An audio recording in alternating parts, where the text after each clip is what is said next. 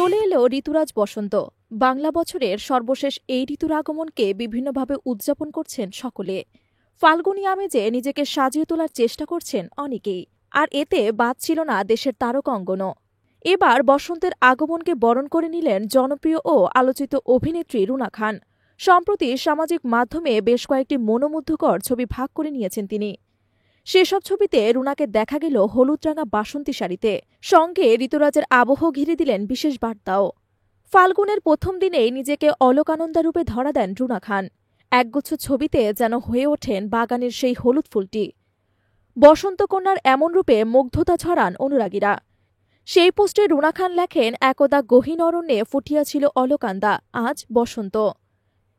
রুনার এই কথার মাধ্যমেই যেন ফাল্গুনী আমেজে বসন্তের আনন্দ ভাগ করে নেয়ার বার্তা দিলেন। তার অনুরাগীরাও শুভেচ্ছা জানান তাকে। একজন লিখেছেন, এত সুন্দর হলুদ পরি এই বসন্তে যেন কোথাও দেখিনি, মাশাল্লাহ এমন সুন্দর থাকবইন। সেই অনুরাগীর মন্তব্য হলুদ ভালোবাসা দিয়ে উত্তর দেন রুনা। এমনকি তার প্রায় সব মন্তব্যের জবাব দেন অভিনেত্রী।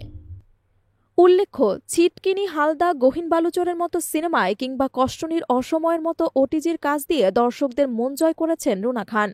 তবে কাজের বাইরে নানাবিধ কর্মকাণ্ডে আলোচনায় চলে আসেন এই অভিনেত্রী। বিশেষ করে সামাজিক মাধ্যমে নানান ধরনের পোশাক আশাকের কারণে তিনি বরাবরই বিতর্কিত।